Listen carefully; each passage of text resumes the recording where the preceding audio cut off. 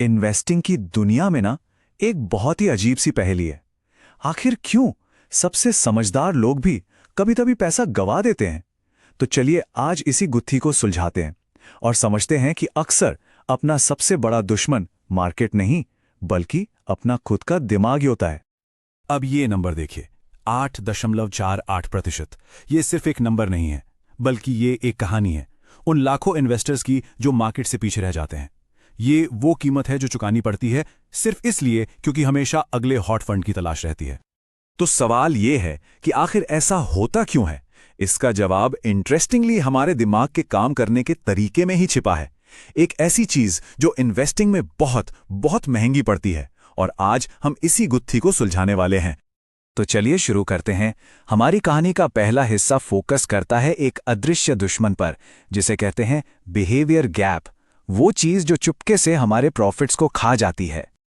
इसको ऐसे समझिए, मान लीजिए कि इन्वेस्टमेंट एक तेजी से दौड़ने वाला घोड़ा है, लेकिन इन्वेस्टर डर या लालच में आकर खुद ही उसकी लगाम खींच लेता है। बस यही है बिहेवियर गैप। ये मार्केट की गलती नहीं है, ये हमारी अपनी फीलिंग्स, हमारे इमोशंस की गलती है। और ये कोई थ्योरी नहीं है, ये है असलियत। देखिए, जब भी मार्केट में उथल पुथल होती है ना, तो डर हावी हो जाता है और लोग क्या करते हैं, अपने लॉन्ग टर्म प्लान्स, अपनी एसआईपी बीच में ही छोड़ देते हैं, जैसा कि ये डेटा साफ साफ दिखा रहा है।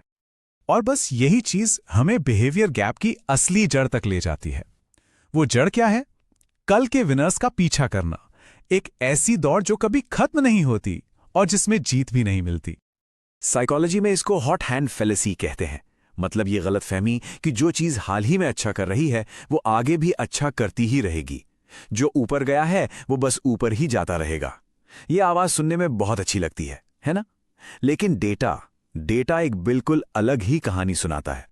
और ये टेबल इसका जीता जागता सबूत है। सोचिए जरा, 2020 के जो टॉप परफॉर्मिंग फंड्स थे, उनमें से कितने 4 साल बाद भी टॉप पर टिके रहे? गेस कीजिए। एक भी नहीं, जीरो, सन्नाटा। तो यहां से सबसे बड़ा टेक अवे क्या है?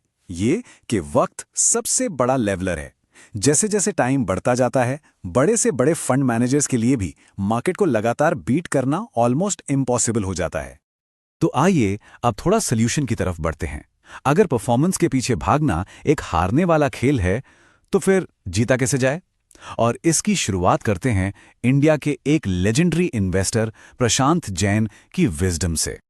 उनका सबसे बड़ा सबक क्या है? ये कि इन्वेस्टिंग आईक्यू का खेल उतना नहीं है जितना ईक्यू यानी इमोशनल कोशेंट का है।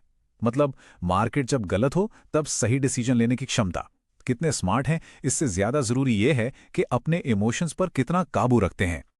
और ये उनके खुद के करियर में दिखता है। देखिए, उनके पोर्टफोलियो के सिर्फ 12% स्टॉक्स ने 87% रिटर्न्स दिए। ये क्लासिक 80-20 रूल है। मतलब कुछ चुनिंदा, सही और लंबे समय तक लिए गए फैसले वही असल में वेल्थ क्रिएट करते हैं। और यहीं पर एक आम इन्वेस्टर और एक लेजेंड के बीच का माइंडसेट डिफरेंस साफ दिखता है। आम इन्वेस्टर क्या करता है? अपने बाइंग प्राइस से चिपका रहता है, जबकि एक एक्सपर्ट वो बिजनेस की असली वैल्यू पर फोकस करता है। उसको इससे फर्क नहीं पड़ता कि आज का प्राइस क्या है। तो ठीक है, अगर अगला विनर चुनना एक लूजिंग गेम है, तो आखिर कौन सी स्ट्रैटेजी है जो सच में काम करती है? इसका जवाब इस नंबर में छिपा है, लगभग 15%।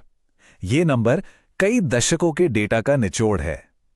ये वो एवरेज एनुअल रिटर्न है जो आमतौर पर अच्छे म्यूचुअल फंड्स लॉन्ग टर्म में दे ही देते हैं, भले ही शॉर्ट टर्म में कितने भी उतार चढ़ाव क्यों ना हो।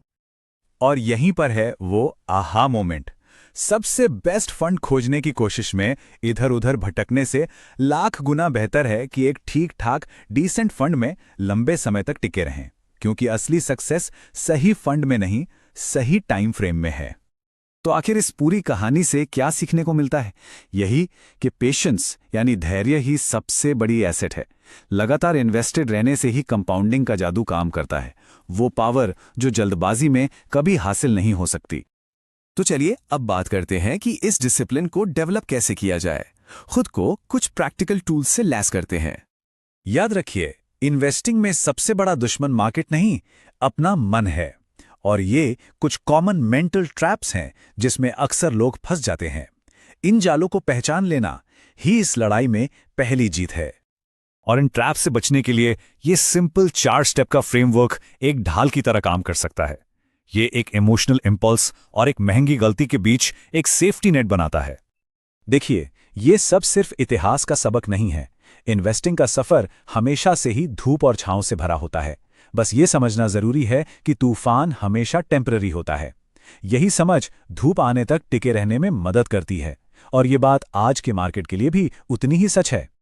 तो आखिर में ये सारा डेटा हमें एक आखिरी लेकिन बहुत पावरफुल सवाल के साथ छोड़ जाता है कि किसी के पोर्टफोलियो का फ्यूचर कौन तय करेगा, मार्केट की उतार चढ़ाव वाली लहरें या डिसिप्लिन का मजबूत लंगर?